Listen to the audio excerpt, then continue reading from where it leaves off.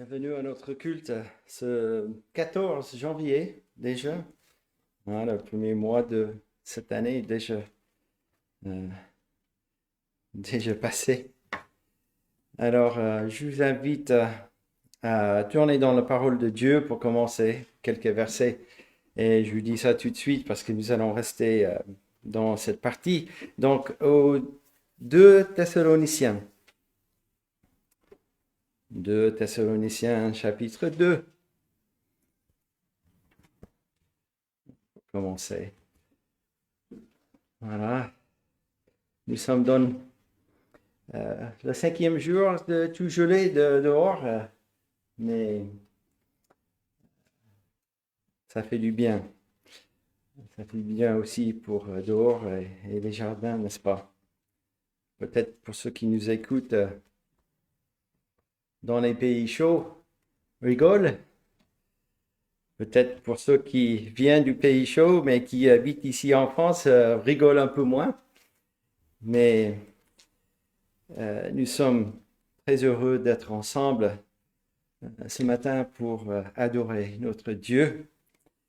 Une chose qui est sûre, le temps n'est pas gelé, le temps continue et Dieu fait tourner toutes choses et nous pouvons le louer pour qu'il y ait, pour ce qu'il fait.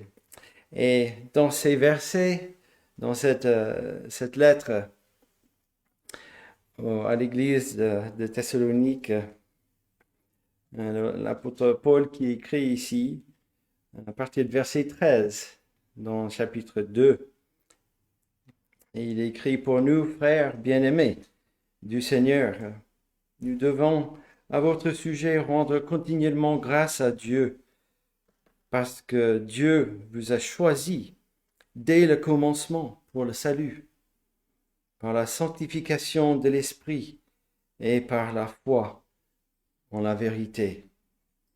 C'est à quoi il vous a appelé par notre évangile, pour que vous possédiez la gloire de notre Seigneur, Jésus-Christ.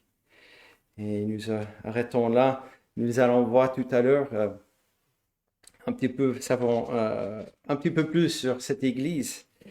Mais ici, l'apôtre rend grâce à leur sujet, n'est-ce pas? Et notez bien, il ne remercie pas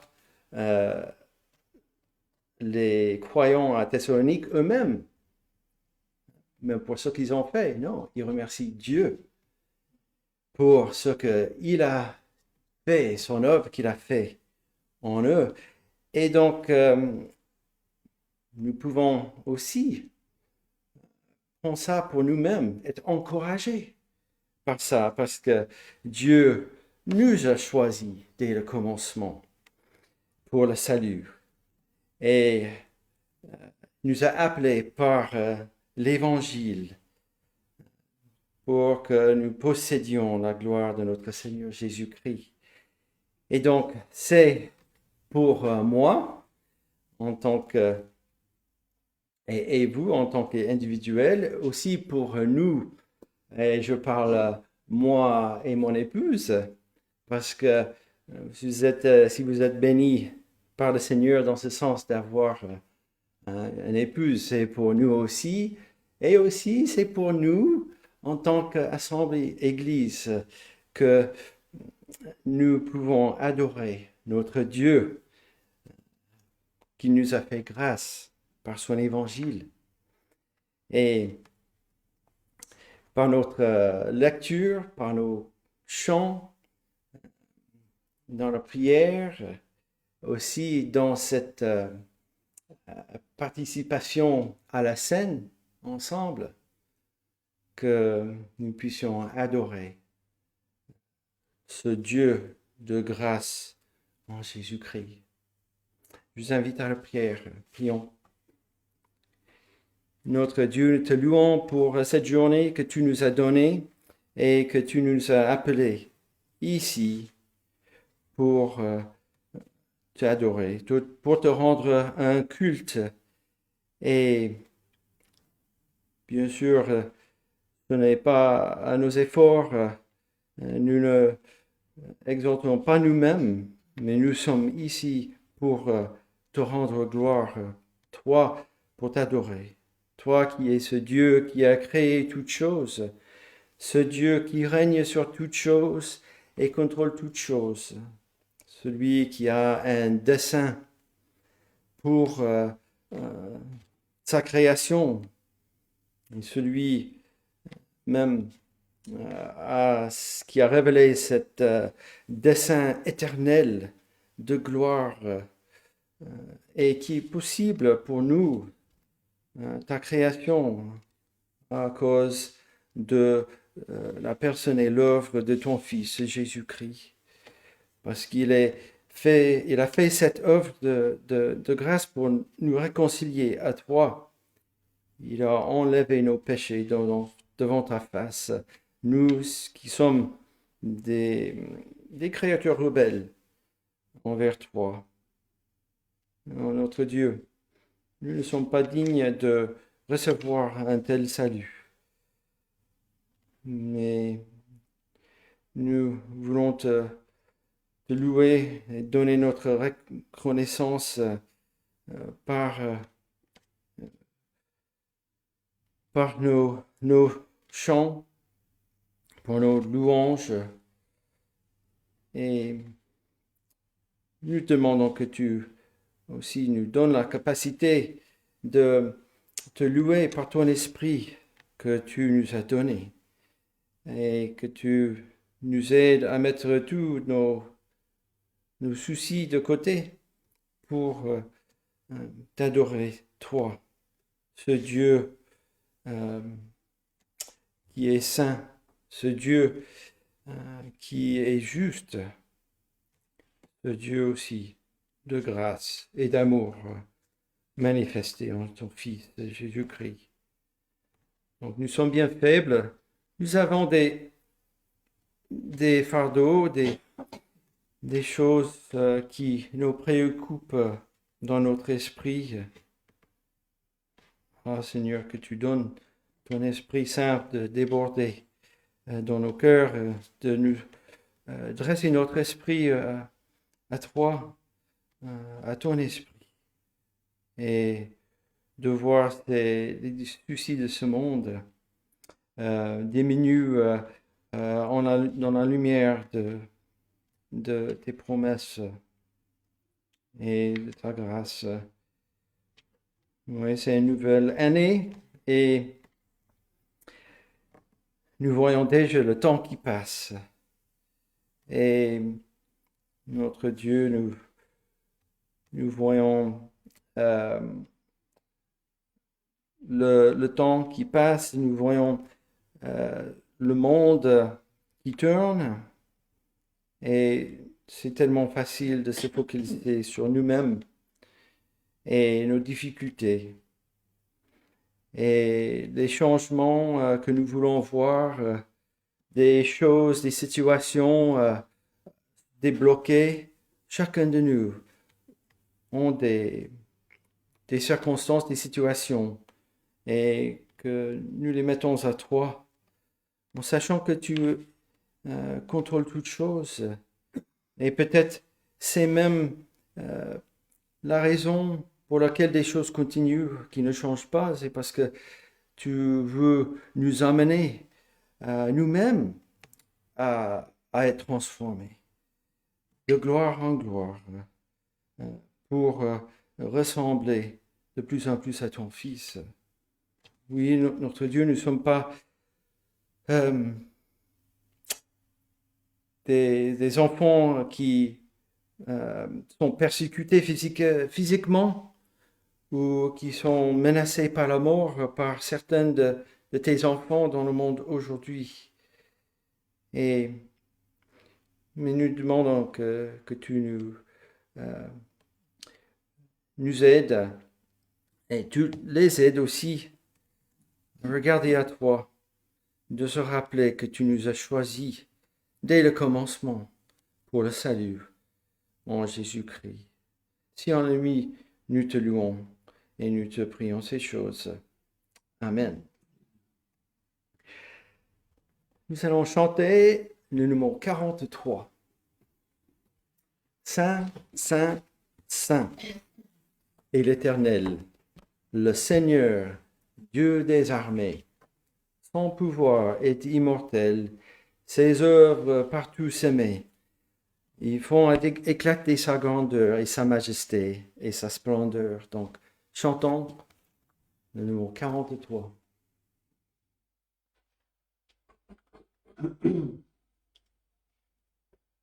Saint, Saint, Saint est l'Éternel, le Seigneur Dieu des armées.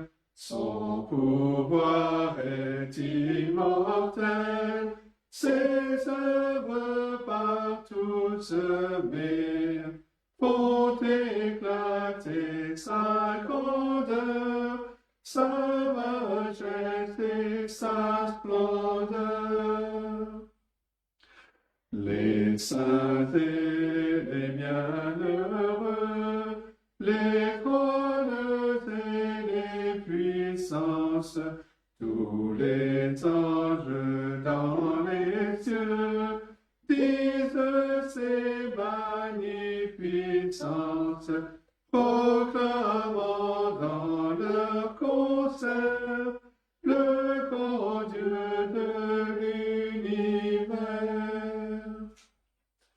L'illustre et glorieux cœur des apôtres, des prophètes, célèbre le Dieu sauveur, dont ils sont les interprètes, tous les martyrs couronnés chantent ses fidélités. Sauve ton peuple, Seigneur, et bénis ton héritage, que ta gloire et ta splendeur soient à jamais son partage. Conduis-le par ton amour jusqu'au céleste séjour. Alors, je vous invite à garder votre livre de cantiques pour retourner chanter le numéro 371.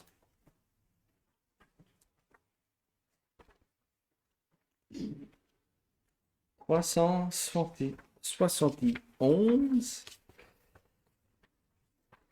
Peut-être c'est un cantique que nous sommes moins familiers. La voix de Christ nous appelle. Il est temps de s'éveiller. La moisson est vaste et belle qui veut pour moi travailler. C'est ton sauveur, ô mon frère, dont l'appel s'adresse à toi. Réponds-lui d'un cœur sincère. Me voici, maître, prends-moi. Alors Philippe me signale, il m'avait dit hier qu'il connaît. Donc on va le suivre. 371.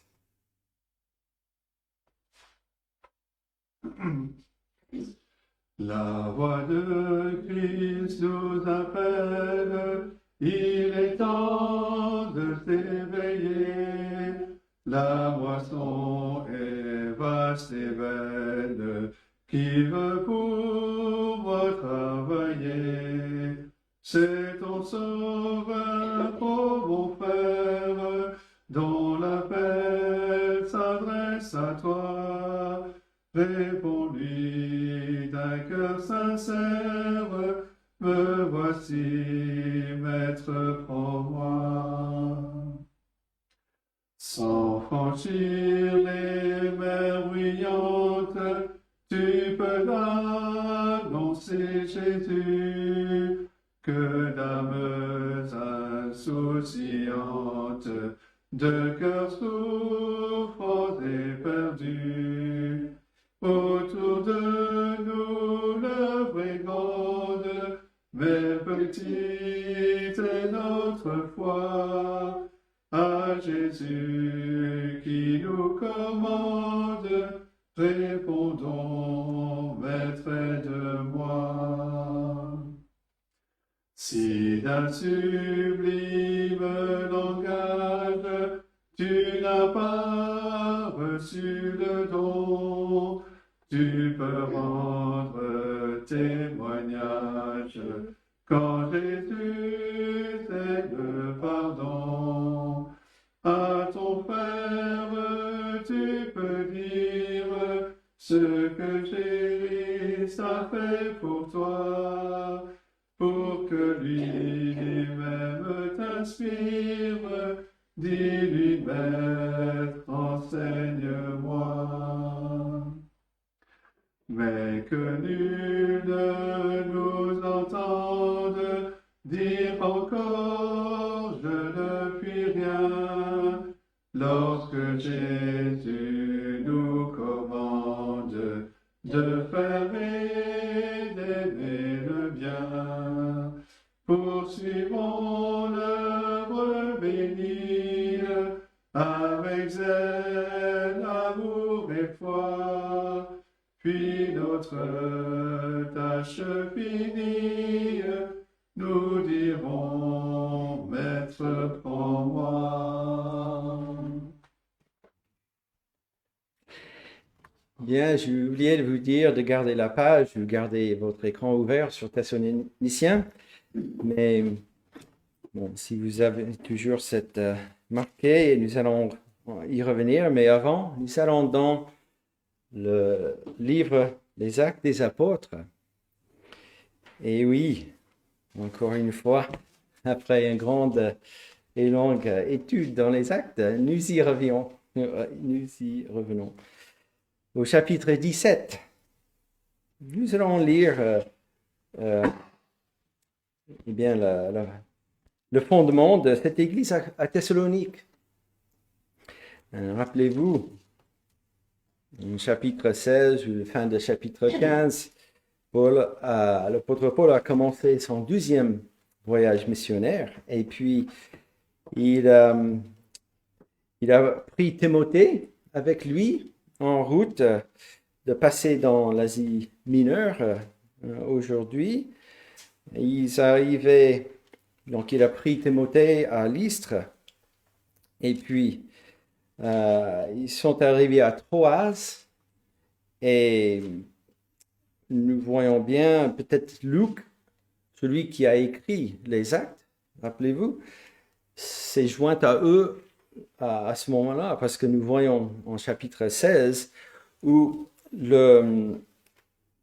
on voit à partir de verset 11, chapitre 16, l'auteur de ce livre utilise le pronom du troisième nous, c'est ça?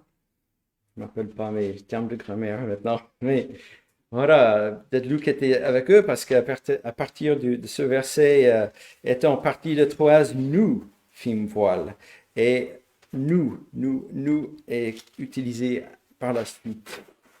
Et donc voilà, ils étaient appelés, Paul l'a vu dans cette vision, d'aller traverser.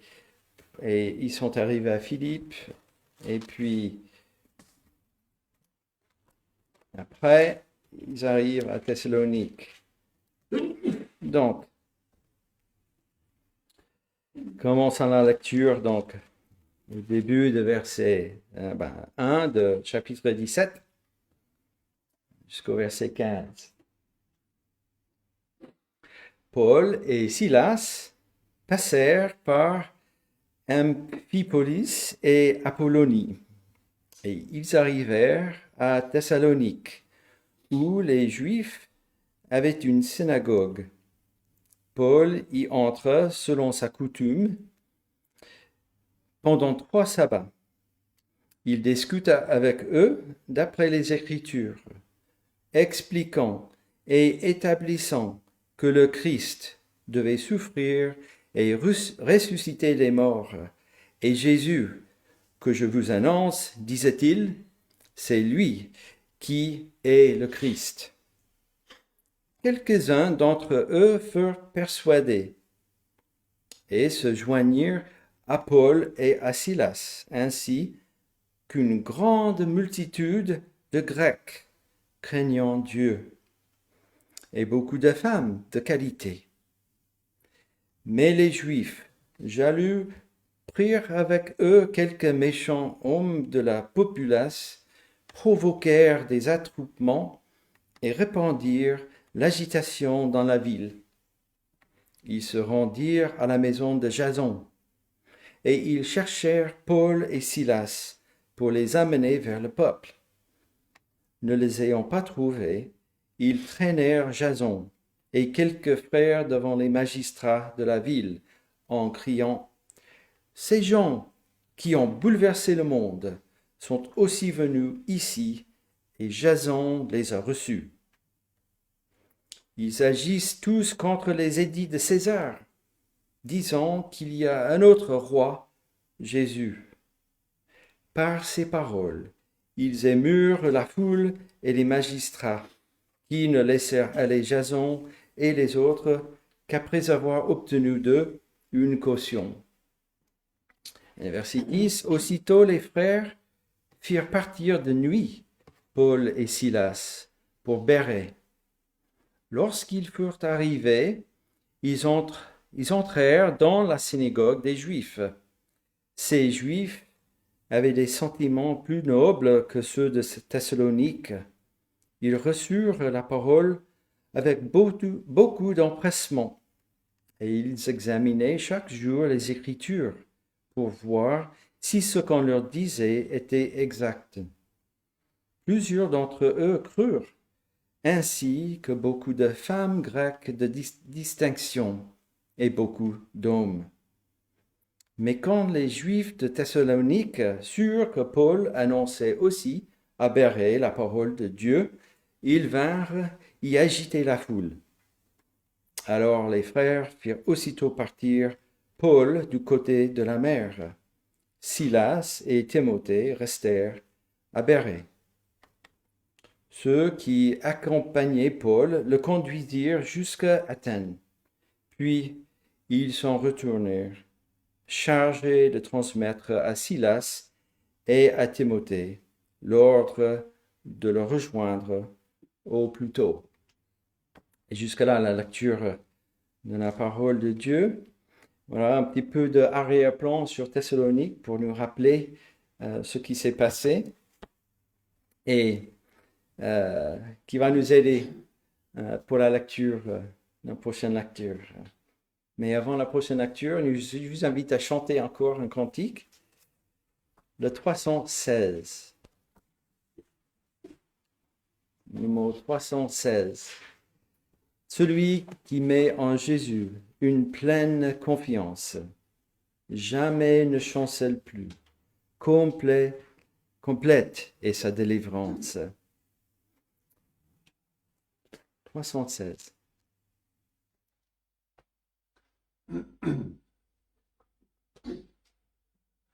Celui qui met en Jésus une pleine confiance, jamais ne chancelle plus, compléter sa délivrance, par la foi nous marcherons, par la foi nous triomphons, par la foi mon Rédempteur me rendra plus que vainqueur.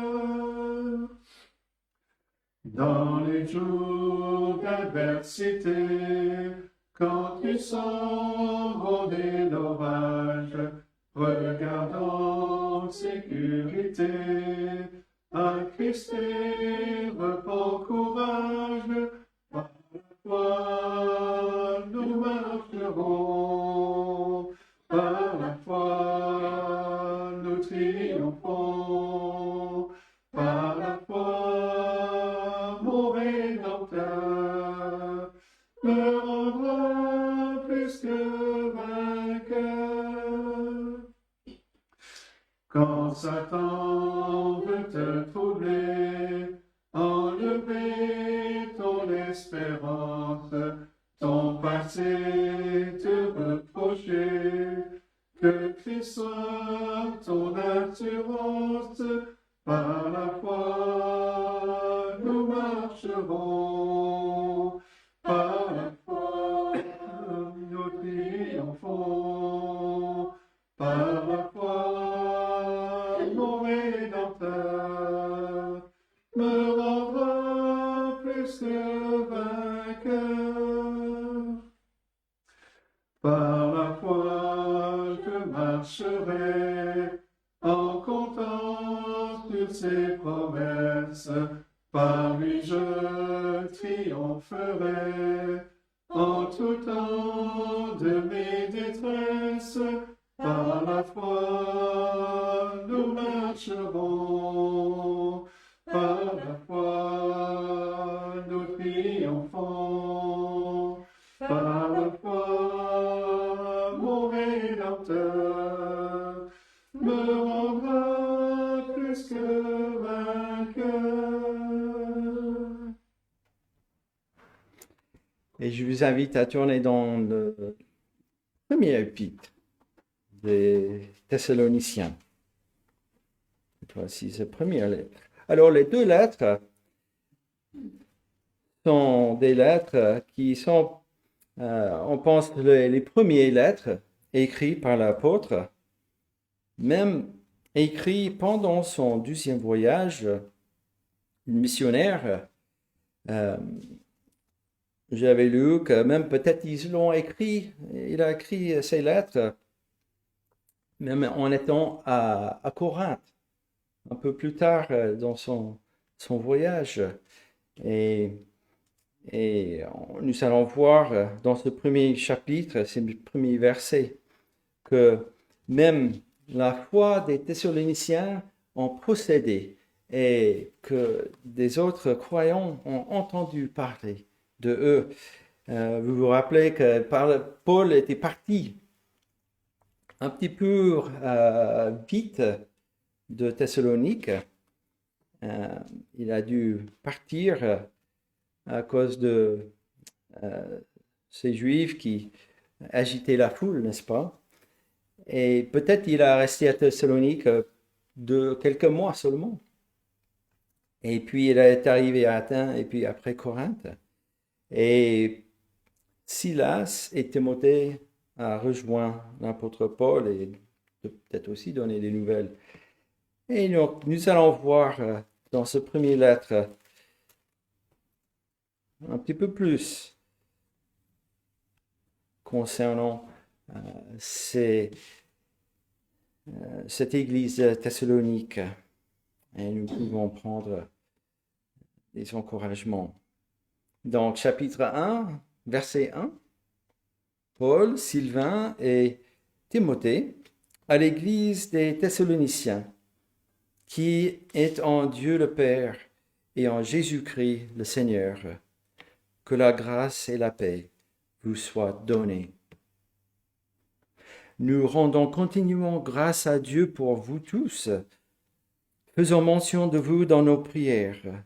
Nous rappelons sans cesse l'œuvre de votre foi, le travail de votre amour et la fermeté de votre espérance en notre Seigneur Jésus-Christ devant Dieu notre Père.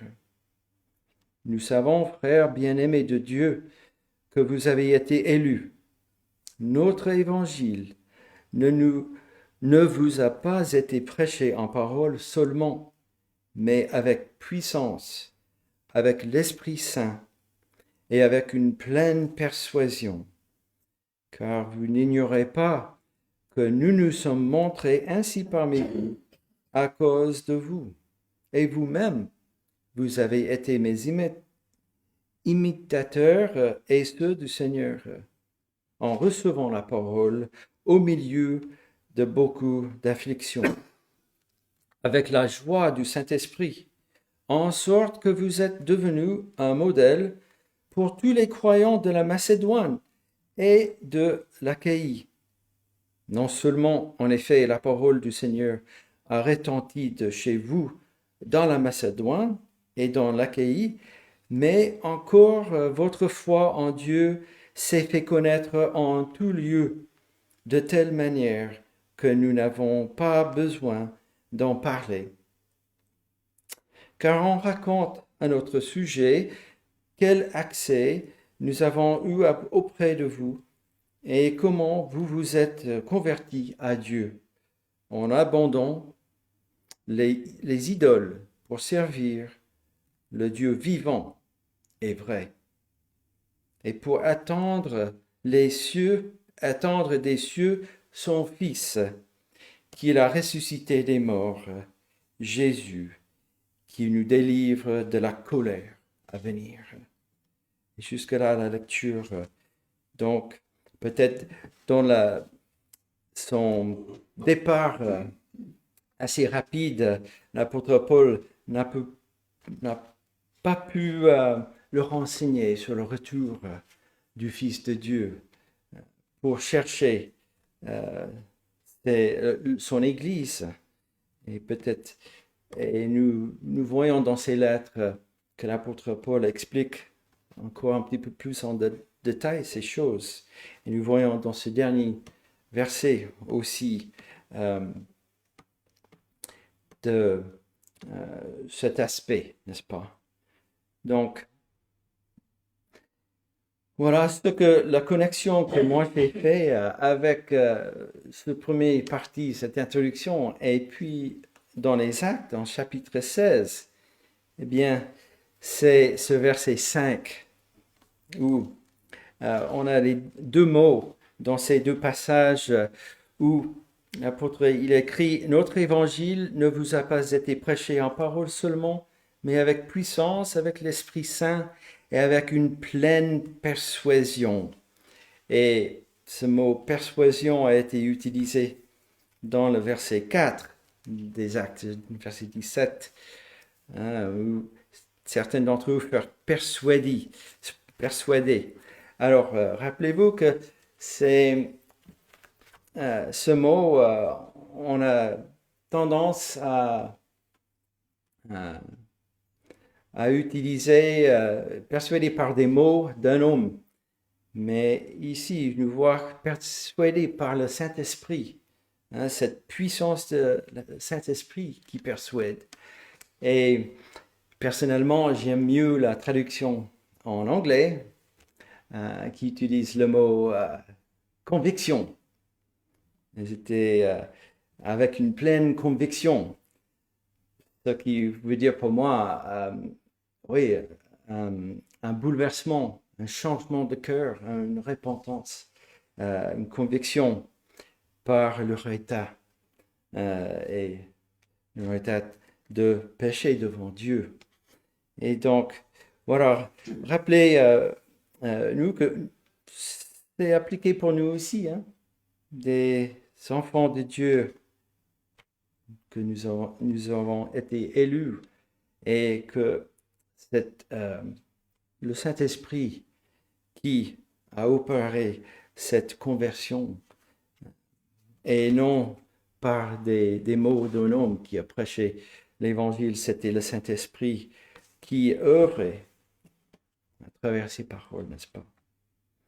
Alors, que nous soyons encouragés par ce passage et par cette église à Thessalonique. Et donc, je vous invite à la prière. Après, nous allons chanter un dernier cantique et puis le message. Donc, notre Dieu, nous te louons pour ta parole avec tous ces détails qui est laissé pour nous de voir ton Église qui était établie après l'œuvre de ton Fils sur la croix pour ôter les péchés, de faire cet acte qui nous permet d'être réconciliés à toi. Et nous voyons en lui que nous avons été élus depuis le commencement et que tu opères ainsi à ceux qui ne méritent pas. Notre Dieu, nous voulons nous mettre devant toi, que tu nous prépares pour recevoir le message, que tu ouvres nos cœurs à recevoir ces paroles et que ton esprit les applique à nos cœurs et que nous soyons transformés et encouragés, édifiés. Notre Dieu, nous rendons grâce, nous te remercions pour nos frères et nos sœurs qui, non seulement pour nous dans cette salle, mais pour ceux qui sont à distance, qui nous écoutent en ce moment. Nous remercions pour eux d'aussi d'avoir part rendre grâce à toi, te remercier et te louer pour la foi que tu leur as donnée aussi, et que nous avons des nouvelles que l'œuvre que tu as commencé en eux aussi continue, et qu'ils sont aussi, ils croissent dans la foi que tu leur as donnée. Notre Dieu, nous demandons que tu nous prépares tous avec cette perspective éternelle que tu nous as donnée, d'attendre des cieux ton Fils qui revient, celui qui revient la prochaine fois en jugement, celui qui vient aussi pour chercher son Église, car en lui, nous sommes bien délivrés de la colère à venir. Et donc, en toutes ces choses, nous nous mettons à toi et nous demandons que tu donnes la liberté de prêcher avec l'onction de ton esprit à ton serviteur tout à l'heure, que tu lui donnes les mots que tu lui envoies par ton esprit aussi. Et nous demandons ces choses dans le nom de Jésus-Christ. Amen. Alors, un dernier cantique, le 232.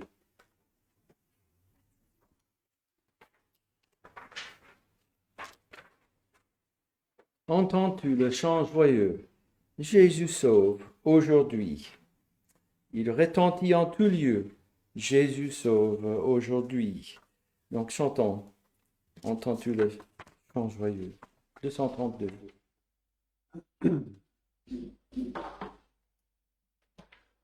Entends-tu le chant joyeux? Jésus sauve aujourd'hui. Il retentit dans tout lieu. Jésus sauve aujourd'hui.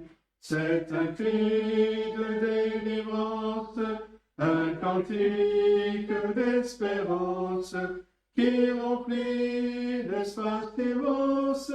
Jésus sauve aujourd'hui. Partout élève la voix. Jésus sauve aujourd'hui. Vaillant héros de la foi. Jésus sauve aujourd'hui. À parler, Jésus t'appelle. Répands au loin la nouvelle. En connais-tu de plus belle? Jésus sauve aujourd'hui. Répétons, pécheurs contrits, Jésus sauve aujourd'hui. Ce que le mal a servi, Jésus sauve aujourd'hui. Va jusqu'à l'île lointaine, briser du captif la chaîne, redire au cœur dans la peine, Jésus sauve aujourd'hui. Jusqu'aux confins des déserts, Jésus sauve aujourd'hui. Jusque par-delà les mers, Jésus sauve aujourd'hui. Que d'un pôle à l'autre pôle court la sainte parole, qui relève, esprit console, Jésus sauve aujourd'hui.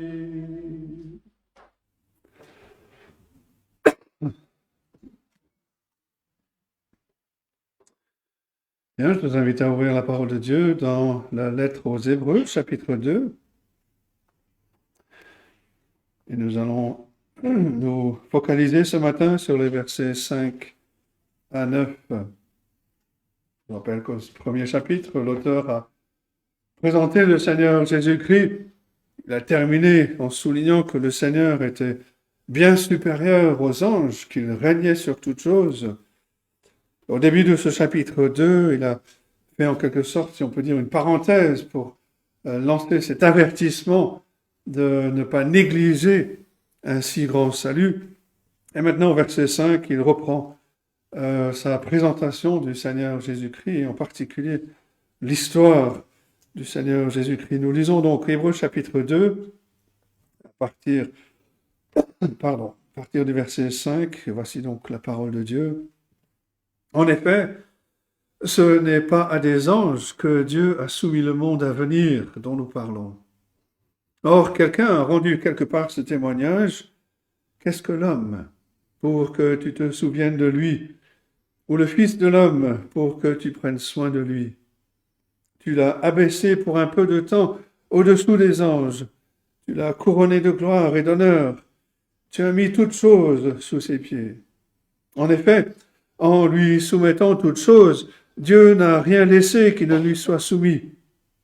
Cependant, nous ne voyons pas encore maintenant que toutes choses lui soient soumises. Mais celui qui a été abaissé pour un peu de temps au-dessous des anges, Jésus, nous le voyons couronné de gloire et d'honneur à cause de la mort qu'il a soufferte. Ainsi, par la grâce de Dieu, il a souffert la mort pour tous. Et jusque-là, la parole de Dieu. On va commencer avec une question. Si la mort et la résurrection de Jésus-Christ c'est la solution au problème de ce monde, et si le Seigneur Jésus-Christ est déjà mort et ressuscité, pourquoi tous les problèmes sont-ils encore présents? C'est une bonne question légitime, une question qui porte sur la relation du monde actuel avec l'œuvre du Seigneur Jésus-Christ. Et c'est à cette question que l'auteur de la lettre aux Hébreux se tourne, alors qu'il continue à exhorter ses lecteurs. Il a parlé, je vous ai dit, de la supériorité du Seigneur Jésus-Christ sur les anges, et en faisant cela, il a mis l'accent sur le règne actuel du Seigneur Jésus-Christ, qui est ressuscité, qui est assis à la droite de Dieu, qui possède toute autorité, toute domination. Et maintenant, il anticipe une objection à son argumentation. Ses lecteurs, au premier siècle, après tout, étaient confrontés avec la perspective d'une persécution violente. Et ils pouvaient se demander, mais comment tout cela peut-il se produire si le Seigneur Jésus-Christ est maintenant assis sur le trône avec tous les pouvoirs? Le passage que nous venons de lire offre une solution remarquable à ce problème. Il nous donne une vue d'ensemble de toute l'histoire, parce que l'histoire est centrée sur la mort, la résurrection et l'exaltation du Seigneur Jésus-Christ. Le premier grand point, c'est le problème de l'histoire, la perte de la domination. Le chapitre 1 s'est terminé avec le Seigneur Jésus-Christ qui est exalté dans le ciel sur le point de renverser tous ses ennemis. Et l'auteur, au verset 13 du chapitre 1, pose la question. Il dit, et auquel des anges a-t-il jamais dit, assieds-toi à ma droite, jusqu'à ce que je fasse de tes ennemis ton marchepied. Maintenant, il reprend ce thème d'attendre avec impatience le moment où le règne du Seigneur Jésus-Christ sera consommé. Verset 5. En effet, ce n'est pas à des anges que Dieu a soumis le monde à venir dont nous parlons. Le monde à venir, c'est le temps où la seigneurie de Jésus-Christ sera consommée sur tout. Toutes les promesses, toutes les prophéties de bénédiction seront accomplies dans son règne final. Dans un sens, la consommation est déjà assurée parce que le Seigneur Jésus-Christ règne maintenant à la droite de Dieu. C'est ce que le Seigneur lui-même a souligné avant son ascension. Il règne et c'est la base de l'ordre missionnaire qu'il donne en Matthieu 28, verset 18. Tout pouvoir m'a été donné sur la terre et dans le ciel et sur la terre. Il contrôle son royaume spirituel, mais il règne aussi sur le monde. Il règne sur toutes choses. Il règne surtout dans la vie de ceux qu'il appelle Seigneur. Mais voilà la situation. Le Seigneur Jésus règne actuellement sur son royaume. Il règne sur cette nouvelle humanité. Mais en même temps, les lecteurs de cet épître, comme nous, on se trouve encore soumis aux conditions de l'ancienne réalité.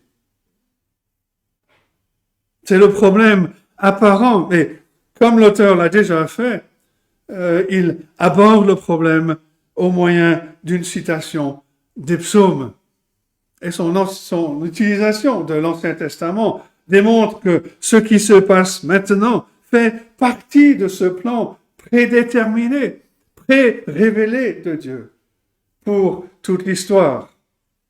Et dans ce cas, l'auteur cite ici le psaume 8, qu'il voit accompli dans la vie et dans l'œuvre du Seigneur Jésus-Christ. À partir du verset 6. Or, quelqu'un a rendu quelque part ce témoignage.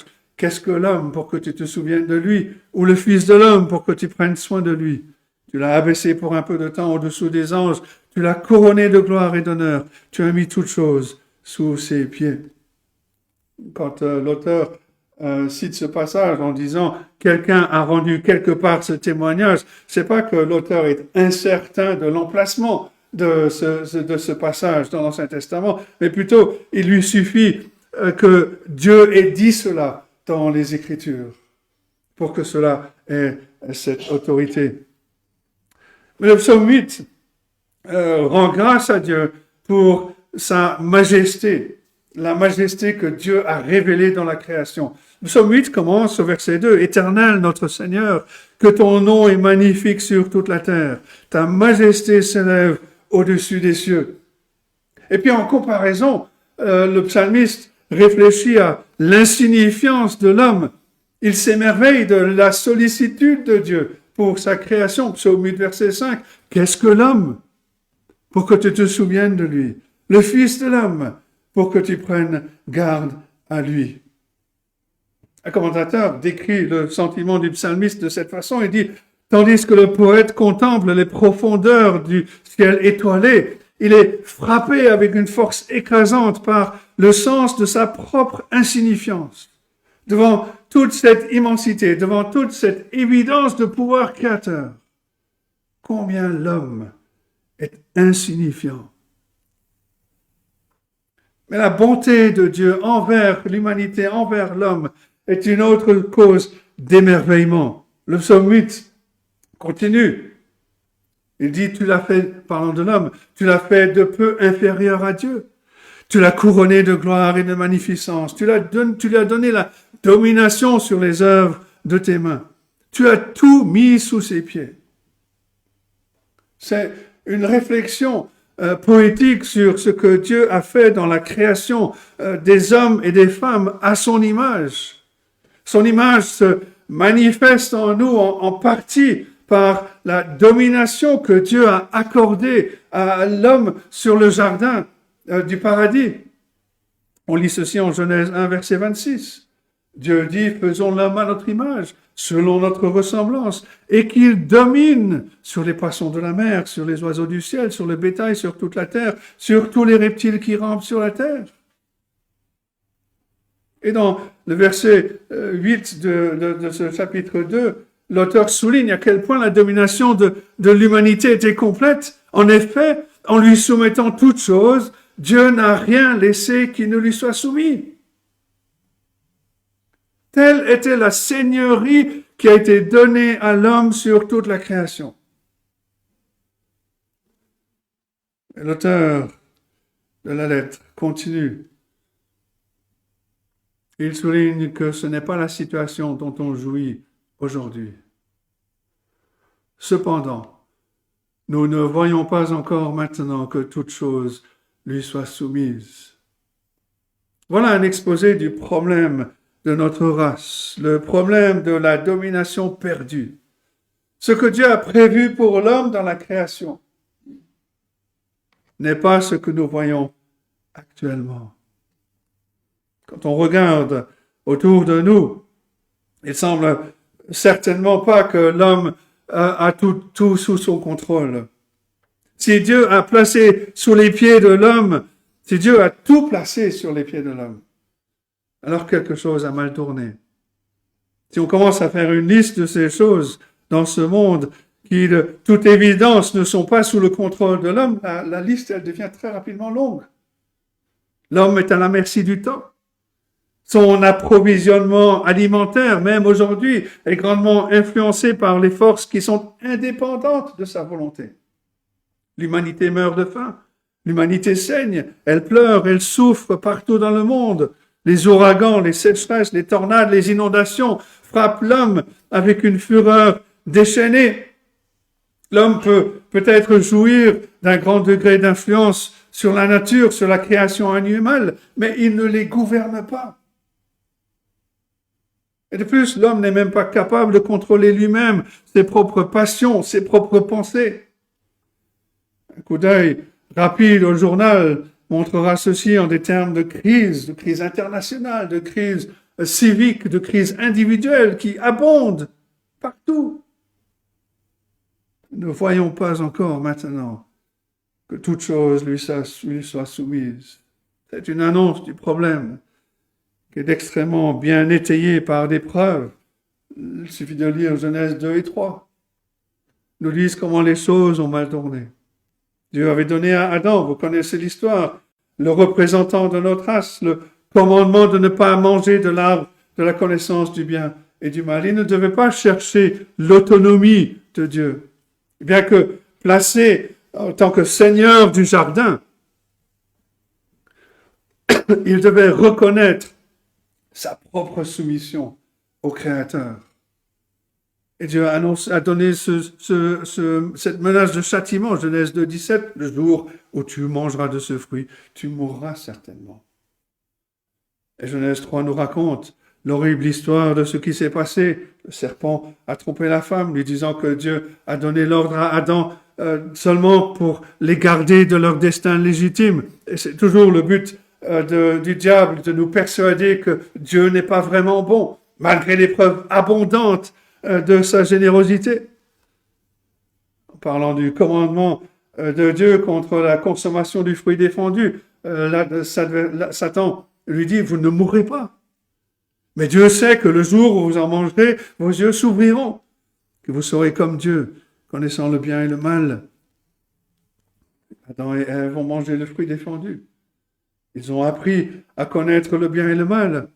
Ils savaient le bien qu'ils avaient perdu, le mal qu'ils avaient gagné en se rebellant contre Dieu. Adam n'est pas devenu comme Dieu, mais comme le diable auquel il avait obéi. Un commentateur, Matthew Henry, écrit ceci. Maintenant, quand il était trop tard, ils ont vu la folie de manger les fruits interdits. Ils ont vu le bonheur dont ils étaient tombés, la misère dans laquelle ils étaient tombés. Ils ont vu un Dieu aimant être provoqué, sa grâce et sa faveur perdues, sa ressemblance et son image perdue, la domination sur les créatures disparues. Ils ont vu leur nature corrompue et dépravée. Ils se voyaient dépouillés de tous leurs ornements et insignes d'honneur, déchus de leur dignité, déshonorés au plus haut degré, exposés au mépris et aux reproches du ciel et de la terre et de leur propre conscience. Et l'homme qui a été créé par Dieu comme porteur de son image, couronné de gloire, d'honneur et de domination, est devenu sujet à la malédiction de Dieu jusqu'à la mort. Et cette malédiction marque l'humanité entière, même aujourd'hui, avec toute sa frustration, toute sa futilité, loin de régner sur la création. Chacun d'entre nous retournera à la poussière d'où nous sommes venus. C'est le problème de l'humanité. Le paradis perdu. Et avec lui, la domination sur toute chose. C'est le problème de l'histoire. Le problème fondamental exposé dès le début de la Bible, auquel tout le reste de la Bible va développer la réponse. La création de l'humanité par Dieu, rapportée en Genèse 1, poétiquement célébrée dans le psaume 8, a été gâchée par la rébellion, par le péché d'Adam et la malédiction de la mort qui en a résulté. Comme le résume l'auteur au verset 8. Cependant, nous ne voyons pas encore maintenant que toute chose lui soit soumise. Il y a un problème dans l'humanité, mais il y a aussi une solution de l'histoire. Le deuxième grand point. La solution de l'histoire, c'est le Seigneur Jésus-Christ couronné. Quand on voit que la chute de l'homme dans le péché, dans la mort, est le grand problème de l'histoire, il est plus facile de voir le centre de l'œuvre rédemptrice de Dieu dans la réalisation du Seigneur Jésus-Christ. La façon dont on définit un problème détermine toujours la nature de sa solution. Ainsi avec la solution que Jésus-Christ a apportée au problème de ce monde. Comment les gens de ce monde identifient le problème? Quelles solutions est-ce qu'ils envisagent? Est-ce que c'est que simplement que les gens sont ignorants? Est-ce que les gens qui sont fondamentalement bons ne sont tout simplement pas éclairés par la philosophie et la culture nécessaires pour former une société prospère? Si tel est le problème, alors l'éducation est la solution logique.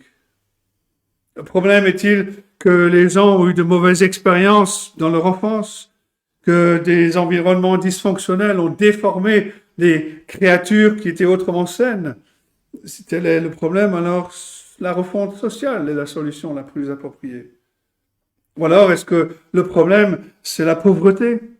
Est-ce que les vrais besoins fondamentaux des gens ne sont pas comblés de sorte qu'ils n'ont jamais la chance de développer des compétences de haut niveau qui feront d'eux des citoyens modèles? Si c'est le cas, alors la redistribution du revenu est certainement le remède. Mais que se passe-t-il si le problème de l'homme est plus profond? Si le problème de ce monde est que l'homme est asservi au péché et qu'il est sous la malédiction de la mort. Si le problème de l'homme est que depuis la chute d'Adam, nous sommes pécheurs par nature, condamnés par Dieu, incapables de marcher dans la justice et la paix. Alors, nous avons besoin d'une solution beaucoup plus radicale. Une solution bien au-delà de la portée de l'homme lui-même. C'est Dieu lui-même qui doit envoyer un sauveur pour enlever la malédiction du péché, briser à jamais le pouvoir du péché. Et c'est l'évaluation biblique du problème de l'homme, à la fois dans Hébreu, mais aussi dans Genèse. L'homme a été créé dans la gloire, dans l'honneur, dans la domination, mais il est tombé. Les ressources nécessaires à la récupération du paradis sont hors de portée des mains coupables de l'homme. Il n'y a qu'une seule solution à ce problème. Et le remède ne vient pas de l'homme, il vient de Dieu. Il ne vient pas de la terre, il vient du ciel. L'apôtre Paul écrit dans sa lettre aux Romains, chapitre 5, verset 6 à suivant, Car lorsque nous étions encore sans force, Christ, au temps marqué, est mort pour des impies. À peine mourrait-on pour un juste, quelqu'un peut-être mourrait pour un homme de bien, mais Dieu prouve son amour envers nous en ce que lorsque nous étions encore des pécheurs, Christ est mort pour nous. Et c'est aussi ce que nous dit l'auteur de cette lettre aux Hébreux, versets 8 et 9. En effet, en lui soumettant toutes choses, Dieu n'a rien laissé qui ne lui soit soumis. Cependant, nous ne voyons pas encore maintenant que toutes choses lui soient soumises. Mais celui qui a été abaissé pour un peu de temps, au-dessous des anges, Jésus, nous le voyons couronné de gloire et d'honneur à cause de la mort qu'il a soufferte. Ainsi, par la grâce de Dieu, il a souffert la mort pour tous. D'un côté, il y a l'homme, capturé dans les ténèbres de son paradis perdu. Et Dieu envoie son propre Fils, l'homme nouveau, le deuxième Adam. Il est il est la réponse à la fois au problème de l'homme et au problème de l'histoire. Il est le dernier, le seul espoir d'une race mourante. En lui se réalise non seulement le dessein promis à l'homme, mais aussi le dessein de Dieu tel qu'il est énoncé dans le psaume 8. L'histoire, avec un H, avec un grand H, est devenue son histoire.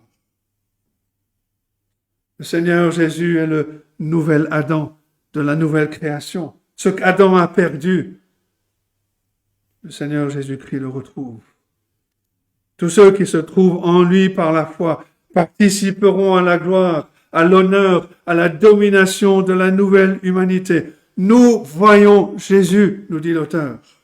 Et c'est le but de cette lettre aux Hébreux, du début à la fin, de nous montrer le Seigneur Jésus comme la réponse, celui qui se réapproprie tout ce pourquoi l'humanité a été créée. Pour être, pour faire, pour accomplir tout ce que l'homme ne peut pas faire. Et cela nous amène au troisième point, l'histoire du Seigneur Jésus-Christ. Humiliation, glorification et triomphe. L'histoire parle, du point de vue de la Bible, parle de la chute de l'homme, cette chute de la bénédiction et de la domination, sa chute dans le péché. Mais l'histoire nous parle aussi de Jésus-Christ comme la réponse de Dieu, comme le rédempteur de ceux qui sont perdus dans le péché, le précurseur de la nouvelle création dans lequel le dessein originel de Dieu est porté à son accomplissement glorieux. Au centre de l'histoire avec un grand H se trouve l'histoire de Jésus-Christ. Et l'auteur de cette lettre voit cette histoire décrite dans le psaume 8, comme il le dit au verset 9 ici. Mais celui qui a été abaissé pour un peu de temps au-dessous des anges, Jésus, nous le voyons couronné de gloire et d'honneur à cause de la mort qu'il a soufferte. Ainsi, par la grâce de Dieu, il a souffert la mort pour tous. La vie et l'histoire du Seigneur Jésus-Christ peuvent être organisées en trois phases distinctes. Les deux premières sont exposées dans ce passage. Il y a son humiliation et son exaltation à la droite de Dieu. Et la première phase, l'auteur en parle au verset 9, avec les mots, il dit ce qui a été abaissé au-dessous des anges. Ne pas perdre de vue que le Seigneur Jésus-Christ est la deuxième personne de la Trinité avant sa naissance à Bethléem. Il est éternellement Dieu le Fils. Son existence avant l'incarnation était celle d'une gloire parfaite. Mais il s'est fait chair. Il s'est fait chair, il a pris sur lui notre chair mortelle pour accomplir son œuvre de rédemption. Il s'est humilié, s'abaissant sous les anges pour devenir homme. Le point le plus bas de son humiliation est quand il est parvenu à la croix, où le Seigneur Jésus-Christ est mort d'une mort qui était honteuse devant les hommes, une mort maudite devant Dieu. porté la culpabilité de nos péchés. Il a été affligé de toute la colère de Dieu. Le verset 9 ici parle de la mort qu'il a soufferte. Ainsi, par la grâce de Dieu, il a souffert la mort pour tous. Et la mort du Seigneur Jésus-Christ n'est pas la mort de n'importe quel autre homme, parce qu'il n'était pas simplement homme. Il était aussi Dieu. Il n'était pas pécheur, il était l'agneau immaculé de Dieu. Et par sa mort, le Seigneur Jésus a pris sur lui la malédiction de Dieu contre le péché. La malédiction même qui a ruiné l'humanité. Dans sa chute, l'homme a subi la mort. Mais Christ est venu dans le monde comme Dieu et comme homme, afin qu'il puisse prendre cette mort sur lui-même, nous délivrer de la mort et nous donner la vie. L'apôtre Paul écrit en 2 Corinthiens 5, verset 21, que Dieu l'a fait devenir péché pour nous, afin que nous devenions en lui justice de Dieu. Que nous soyons réconciliés avec notre Créateur. Voilà la signification de l'humiliation du Seigneur Jésus-Christ. Et en réponse à son obéissance jusqu'à la mort, Dieu le Père l'a ressuscité et l'a élevé à sa droite. Et c'est la deuxième phase de son histoire. Comme le dit le verset 9, il a été couronné de gloire et d'honneur à cause de la mort qu'il a soufferte. En ressuscitant le Seigneur Jésus-Christ d'entre les morts, Dieu le Père a honoré l'obéissance parfaite de son Fils, confirmé sa cause, accepté son sacrifice, établi son règne sur la nouvelle humanité dont il est à la fois le Seigneur et le précurseur. La mort n'était pas le vainqueur du Seigneur Jésus-Christ, mais plutôt la victime. Même maintenant, le Seigneur Jésus règne dans cette deuxième phase de son histoire, accordant la vie éternelle par l'Évangile à tous ceux qui viennent à lui par la foi. L'apôtre Paul écrit en 2 Timothée 1, verset 10, que le Seigneur Jésus-Christ a réduit la mort à l'impuissance et a mis en évidence la vie et l'immortalité par l'Évangile. Et c'est ce qui se passe dans le monde en ce moment. Et cela établit la réponse à la question que l'on a posée au début. Pourquoi ce monde est-il encore dans un tel gâchis? Si la mort et la résurrection de Jésus-Christ sont la solution au problème ultime de ce monde, s'il est déjà mort et ressuscité, pourquoi voyons-nous ces problèmes encore aujourd'hui? La réponse est qu'il y a une troisième phase au ministère du salut de Jésus-Christ, une phase qui reste encore à venir. Son histoire n'est pas encore complète. Dans son apogée, l'histoire de ce monde arrivera à son apogée glorieuse. Le Seigneur Jésus-Christ a subi l'humiliation pour nous. Dieu l'a élevé ensuite dans les cieux. Mais il y a encore une troisième étape.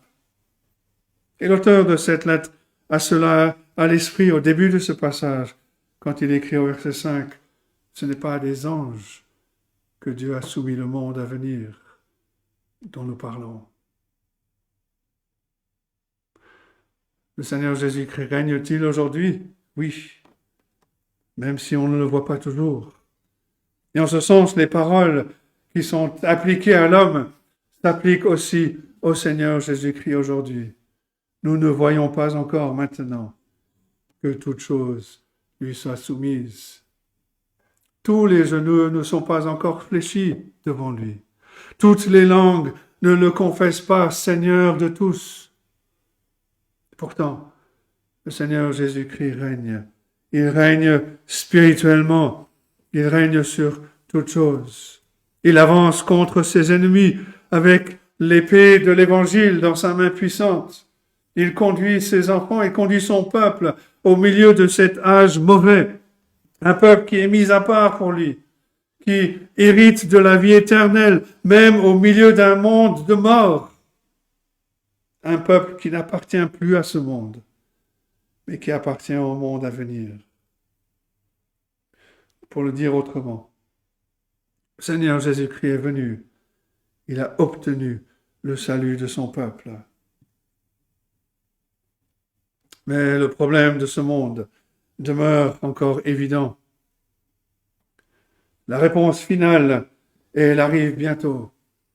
Le Seigneur Jésus-Christ revient avec gloire pour entrer dans son règne final, pour triompher de ses ennemis, pour triompher du péché, de la mort, du diable et de ce monde, qui seront tous placés sous ses pieds et détruits, pour faire place à la nouvelle création, dans la sainteté, dans la perfection, dans la lumière.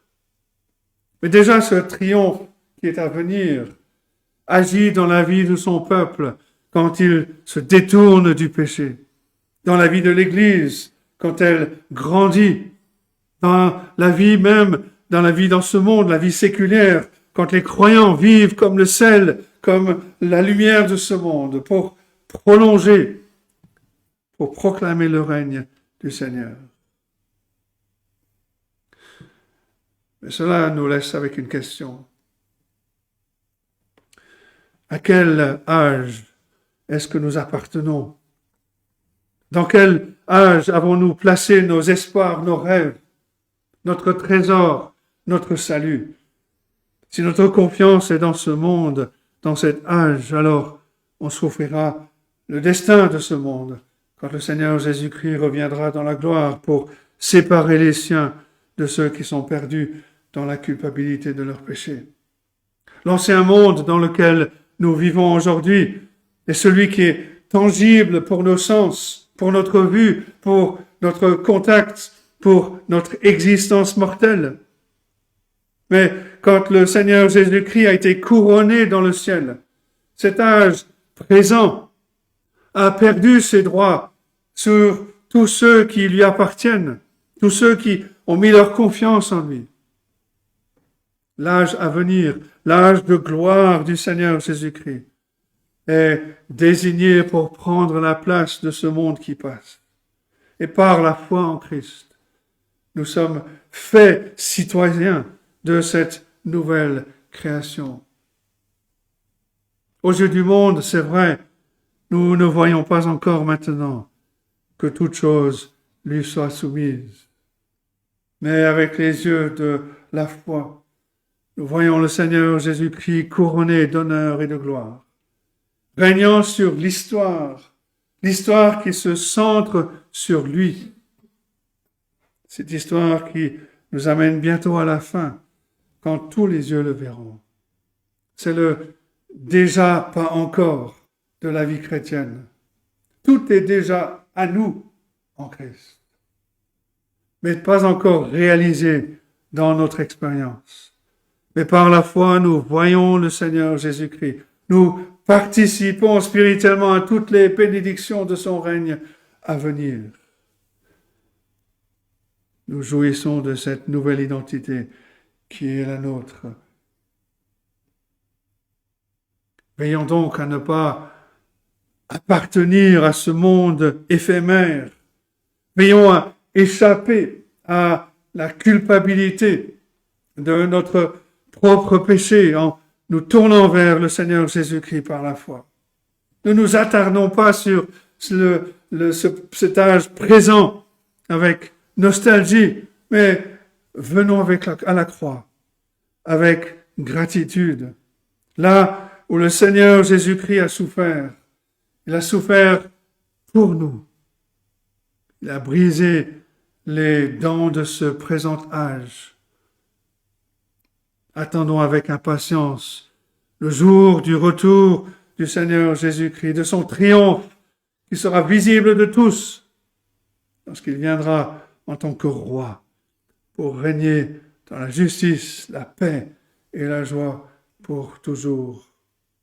Son histoire est devenue notre espoir, notre espérance. Et avec l'auteur de la lettre aux Hébreux, nous disons oui, nous voyons ce monde tel qu'il est. Nous voyons, nous ressentons, nous déplorons ce règne du péché et de la mort. Oui, nous le voyons, mais ce n'est pas tout. Nous voyons Jésus, couronné de gloire et d'honneur, parce qu'il a souffert la mort, afin que par la grâce de Dieu, il puisse goûter la mort pour tous ceux qui mettent leur confiance en lui. Et nous attendons ce retour, où nous serons avec lui pour toujours, et avec l'apôtre Jean, la fin de l'Apocalypse. Nous crions, viens Seigneur Jésus, viens. Que Dieu nous aide à vivre dans l'attente de retour de notre Seigneur Jésus-Christ. Qu'il nous aide à comprendre ces choses et qu'il bénisse sa parole. Amen.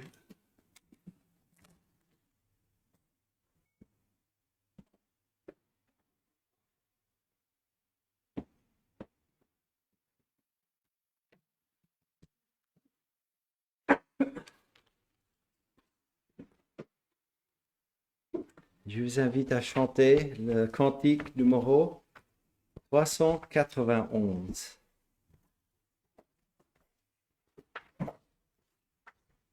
Le 391. Jésus soit avec vous à jamais, vous guidant avec sagesse, vous entourant de tendresse, vous remplissant toujours de sa paix. Numéro 391.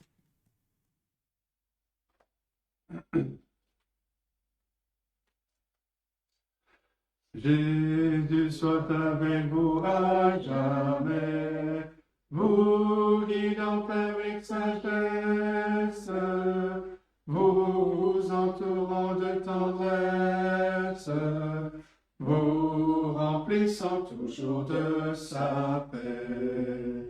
Ô joyeuse et sainte espérance, pour tous ceux qui s'aiment en Jésus, nous nous verrons en sa présence, quand la mort, le deuil ne seront plus. Avec vous au milieu du danger, à l'heure de la détresse, qu'il soit votre forteresse, qu'il soit toujours votre bon berger. Ô joyeuse et sainte espérance, pour tous ceux qui s'aiment en Jésus, nous nous verrons en sa présence, quand la mort, le deuil ne seront plus. Avec vous quand votre ciel est bleu, comme au jour de la tempête, que ton cœur soit la retraite, où vous trouverez la paix de Dieu. Ô joyeuse et sainte espérance, pour tous ceux qui s'aiment en Jésus, nous nous verrons en sa présence, quand la mort, le deuil ne seront plus. Enfin dans le dernier des combats, pour échanger cette terre contre la maison du Père, que Jésus vous porte dans ses bras. Ô joyeuse et sainte espérance, pour tous ceux qui s'aiment en Jésus, nous nous verrons dans sa présence, quand la mort, le deuil ne seront plus. Et donc, nous allons lire les deux versets de suite de 2 Thessaloniciens, le passage que j'avais commencé notre culte. Donc, chapitre 2 de 2 Thessaloniciens, versets 15 et 16. C'est toujours aussi pour nous. qui, aujourd'hui, que nous lisons ces versets. Ainsi donc, frères, demeurez fermes et retenez les instructions que vous avez reçues, soit par notre parole, soit par notre lettre. Que notre Seigneur Jésus-Christ lui-même et Dieu notre Père, qui nous a aimés et qui nous a donné par sa grâce une consolation éternelle et une bonne espérance, console vos cœurs et vous affermisse en toute bonne œuvre et en toute bonne parole. Amen. Donc pour ceux qui nous rejoignent par l'Internet, bon dimanche et bonne semaine.